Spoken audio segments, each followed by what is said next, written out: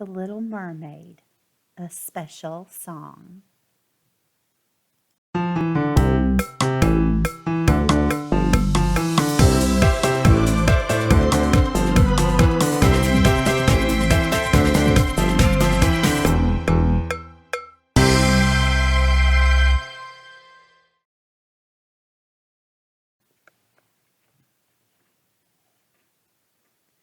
May I have your attention, please? Sebastian called. The crab tapped his baton on a podium. King Triton's birthday was in a couple of days, and the court musicians were planning a special performance. Triton's daughter, Ariel, would sing while the orchestra played a brand new tune. Sebastian wanted the concert to be spectacular, but they still had a lot of work to do.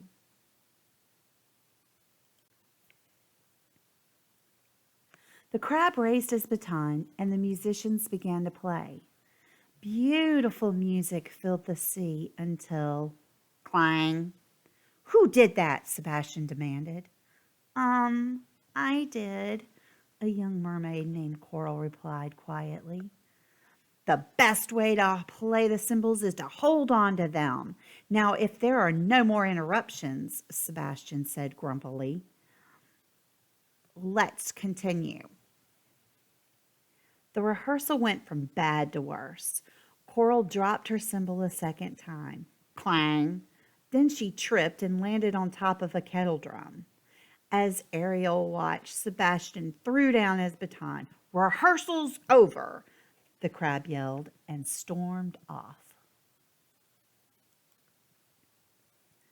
Ariel helped Coral up. Don't mind Sebastian. I'll never be able to get this song right, let alone perfect, Coral said sadly. Don't worry about it, Ariel said. The only thing I'm perfect at is making Sebastian mad. You should have seen his face the last time I went to the surface. You've been to the surface? Coral asked, amazed. You must be the bravest mermaid ever. It's just something I like to do, Ariel said. I'm always gathering treasures. Would you like to see my collection? I'd love to, Coral exclaimed. The two mermaids swam to Ariel's grotto. Make yourself at home, Ariel told Coral when they arrived. Flounder the fish was there. He waved a fin at them. The young mermaid swam around, examining jewelry and shiny trinkets. Where did you find all of this? Coral asked as she put on a strand of pearls. I found some of it in sunken ships, Ariel replied. You've been inside a sunken ship? Coral said with a gasp. Weren't you scared? Of course not. Were you, Flounder? Ariel teased. Nothing to it, the fish fibbed. So what are we waiting for? Ariel asked. Let's go.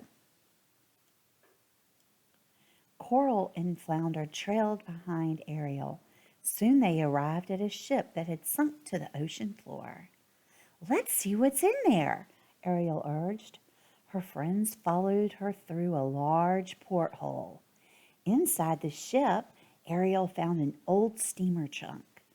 Look at this, she cried, holding up a purple parasol. And this, Coral exclaimed, picking up a fancy lampshade. I wonder what it's for. My friend Scuttle can tell us, Ariel said. Follow me. Where are we going? Coral asked Flounder. To the surface, he replied, matter-of-factly. Soon the friends arrived at the surface. Scuttle the seagull examined their treasures. That is a twirlerifer, he said, looking at Coral's lampshade. It's what human ladies wear when they're going somewhere important.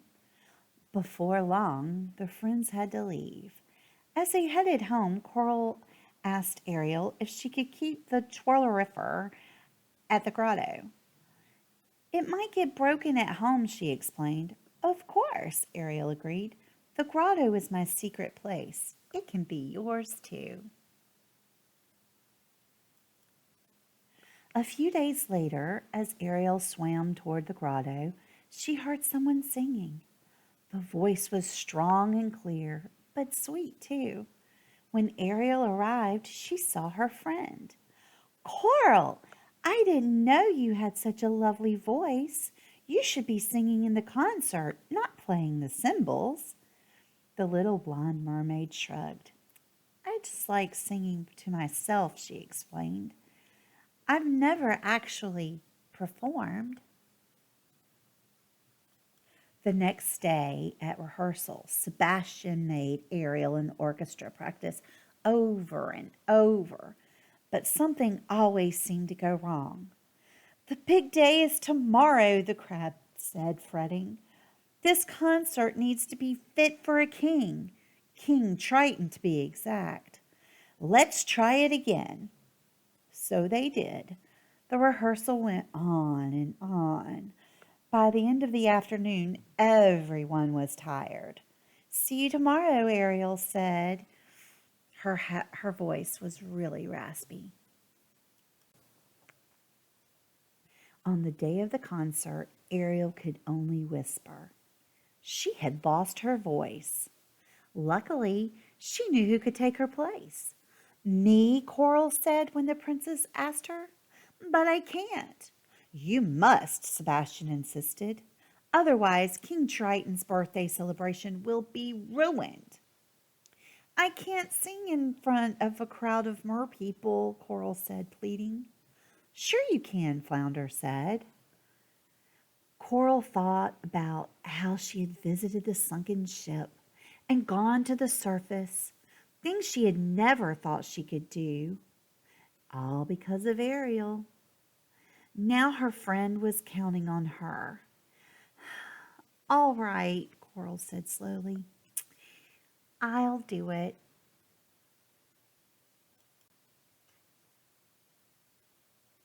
That night, when Coral peeked out from backstage, she nearly fainted. The entire kingdom was there, including her parents, her brothers, and her sisters. King Triton and Ariel sat in the royal box. When it came time, Coral took a deep breath and swam on stage. As the orchestra started playing, she sang softly, but as she went on, Coral's voice got louder. Before she knew it, the concert was over and the audience began to clap and cheer. Coral, Sebastian said, smiling, you can give away your cymbals. From now on, you're going to be a court singer. After the show, Ariel went to congratulate her friend. She found Coral with her family. I didn't know you could sing like that, one of Coral's sisters exclaimed. No one would have ever known if it wasn't for Ariel, Coral replied. She believed in me.